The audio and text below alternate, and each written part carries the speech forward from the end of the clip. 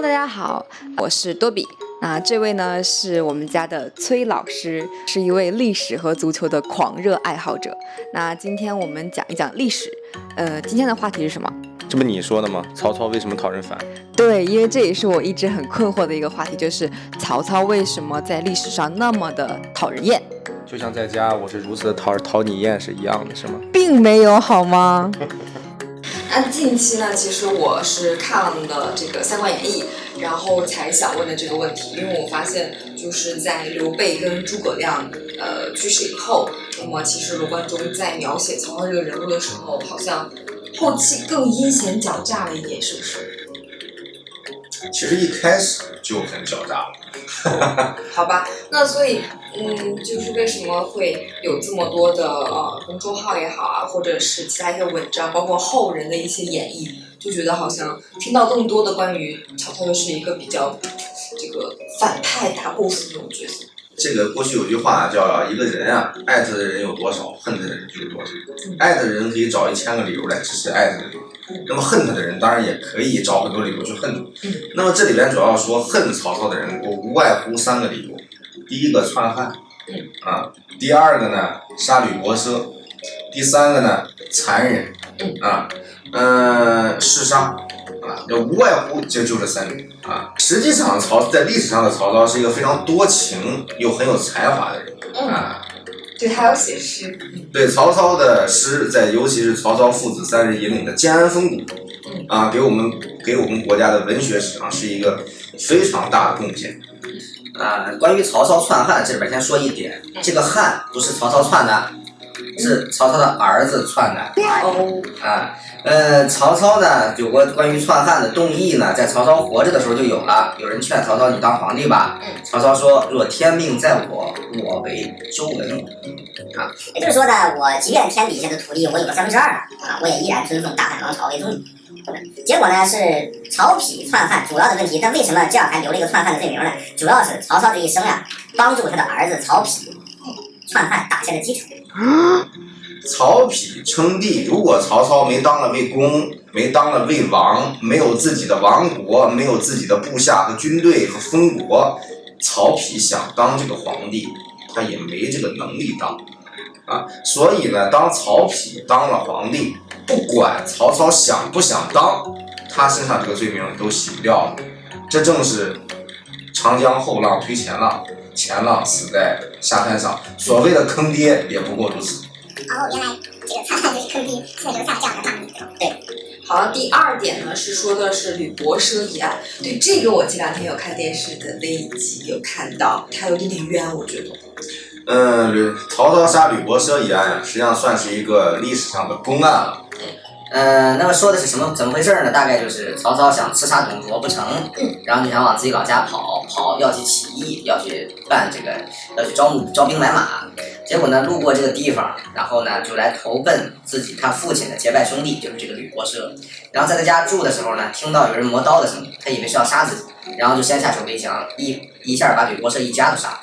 就是这样一个公案。那么《三国演义》对里边的描述呢，就是说曹操杀完人以后，就知道自己杀错人了，因为他在厨房里边看到了一头猪原来人家磨刀是为了要招待他，给他杀猪宰羊，还要给他买酒，他知道自己杀错人了。这个时候曹操说了这样一句话在《三国演义》里面叫宁叫我负天下人，不叫天下人负我就大概这个事情就是这个样子这是这样一个事。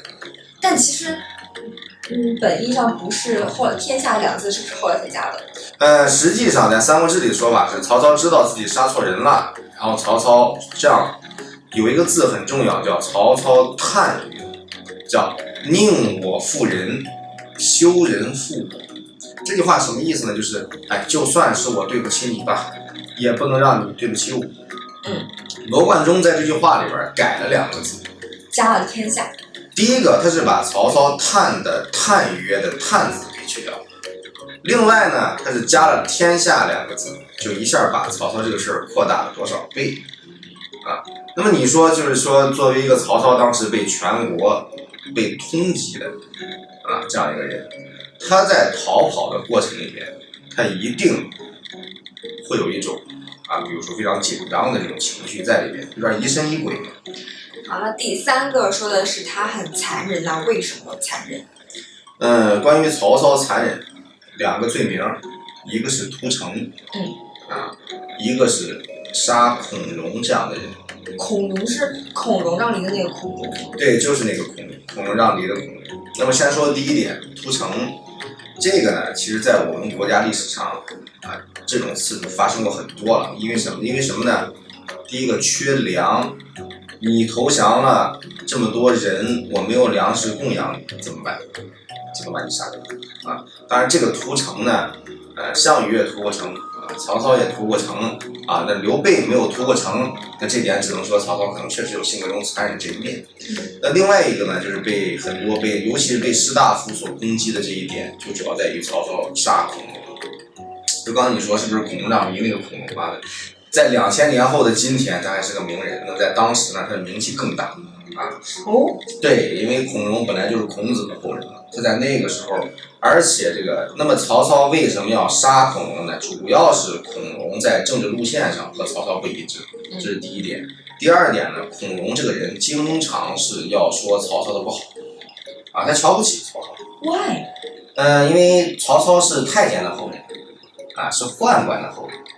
因为曹操的这个父亲的养父，也就是他乙干爷爷是曹腾那是东汉末年的一个大宦叫像曹操这样的人叫出身污浊，阉宦遗丑，这是当时的那个社会舆论对曹操的一个评价。所以作为像孔融这样的世家名门是看得不起的。孔融骂曹操不是1天2天，骂曹操的人多了孔融也在后面排队吧。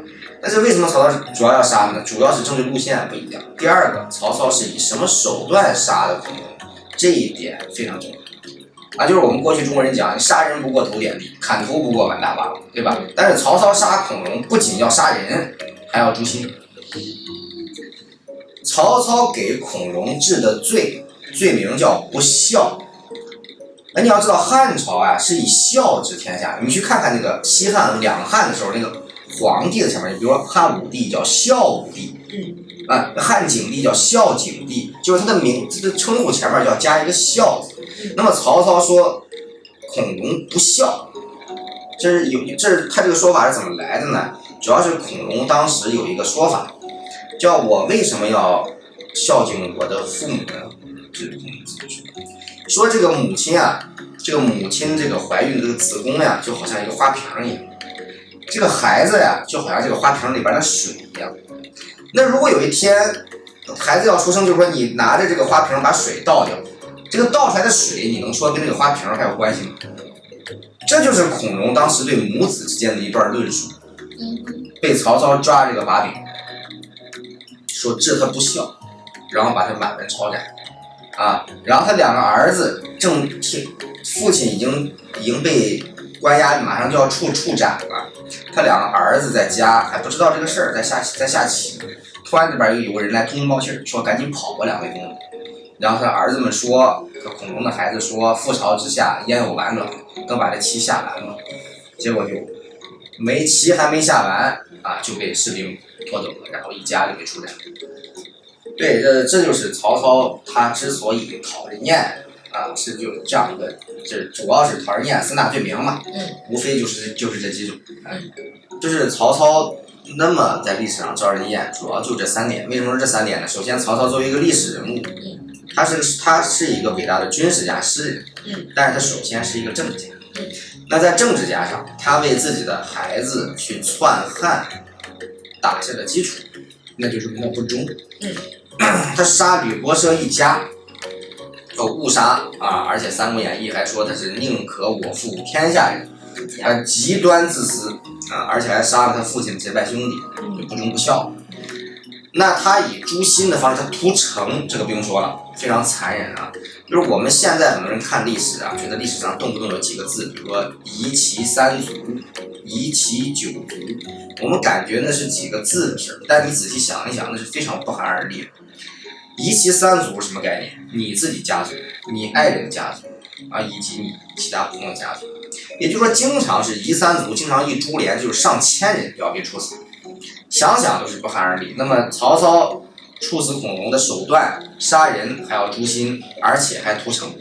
那么有这3个罪名，不忠不孝又不仁，那不讨厌你讨厌谁？原来如此。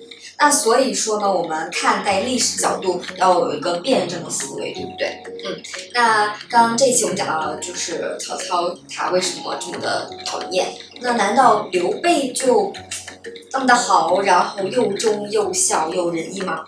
那我们下期再讲这个话题吧。这期我们就到这里啦，这也是我们的第1期，多比和我崔老师来讲历史。那如果你们喜欢的话，可以我们下期见喽，拜拜。